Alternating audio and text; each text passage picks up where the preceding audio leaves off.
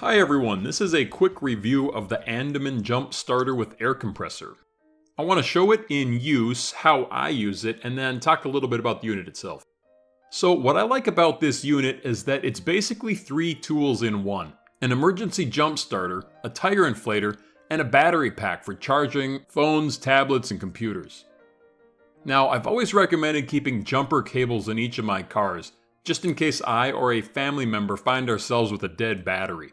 So I'll be honest, when these lithium-ion battery packs came along claiming to jumpstart a car, I was a little skeptical at first. However, I saw a very similar unit on a YouTube channel called Project Farm that worked really well. I thought about giving it a try. The unit that won his ranking was from Adu. Now, the Andeman brand is an upgrade of the original Adu products, so they are the same brand. What finally pushed me over the edge to try one of these things is that in addition to the jump starter, it also has a built-in tire inflator. So now, instead of buying and lugging around both a jump-starting battery pack and a tire inflator, it all comes in one unit, which makes perfect sense, and it reduces the amount of stuff I'm hauling around in the trunk of my car. Not only that, but this thing is also a battery pack, so I can use it to charge my phone or other electronics, as well as use it as an external power source for something else like my GoPro. It's got two USB ports for charging stuff with. Alright, so obviously I wanted to test out the jump starting capabilities, so I took it straight to my dad's 1976 Toyota Land Cruiser. This thing is awesome. I hear they're collector's items now. Maybe with a little less rust. Anyway, he uses it to plow snow in the winter, so it sits all summer and the battery dies. Incidentally, this battery is from December 2013, 11 years old. This is perfect for this test. Okay, for some reason the colors of the battery cables on this vehicle are swapped, which is confusing, but the left terminal is positive and the right is negative. By the way, if you accidentally connect the EC5 backwards, it has a safety circuit and won't explode or do anything. It just displays a looping error symbol, which is really nice. Okay, so to use this battery pack as a jump starter, connect the clamps to the correct battery terminals. It tells you the voltage reading of the battery. Then unplug the rubber cover on the side and plug in the EC5 connector. Next, turn on the battery pack by pressing and holding the power button for a few seconds. Then, within 30 seconds, turn on the car's ignition to start the vehicle.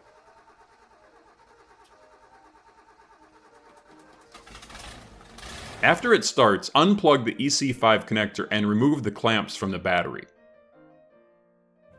Okay, let's do a quick victory lap to charge up the car battery. Alright, so the main use I have for this unit is inflating my tires. I used to use my trusty air compressor, but that was a pain to lug around. After that, I used a separate tire inflator, but I sent that with my son to school. My Lexus currently has two slow leaks on these really old tires that I need to replace soon. So I wanted to run a quick test to see how long the battery would last when inflating tires. To use the tire inflator capability, screw the air hose into the top of the unit. To really challenge the unit, I wanted to inflate the tires to 42 psi, which is toward their top end. Normally, I'd inflate these to about 36 psi. I started with the unit at 100% battery.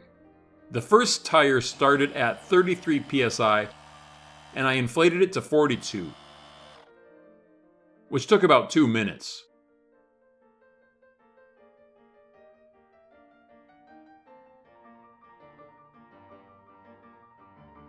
The second tire started at 36 psi, and I inflated that to 42 psi as well.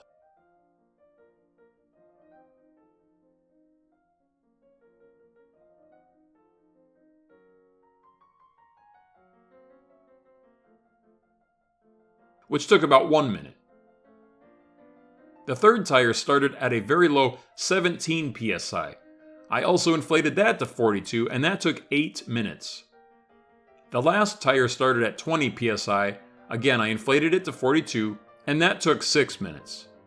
So all told, the air compressor was running for about 17 minutes. And when I finished, the battery was at 49%. The unit comes with everything you need to jumpstart and inflate tires, as well as a carrying case. The only thing it doesn't have is a power brick to charge it. It comes with a USB-C charging cable, but not the actual DC wall wart. I plug it into a power brick that provides 2.4 amps at 5 volts. When I initially got the unit, I wanted to charge it before its first use, and it came with a charge of about 83%. That first time I charged it, it took about an hour or so to get to 100%. It seems like it charges a little faster now after that initial charge. Alright, I hope you found this useful. If you did, please give it a thumbs up, it helps a lot. Until next time, thanks for watching.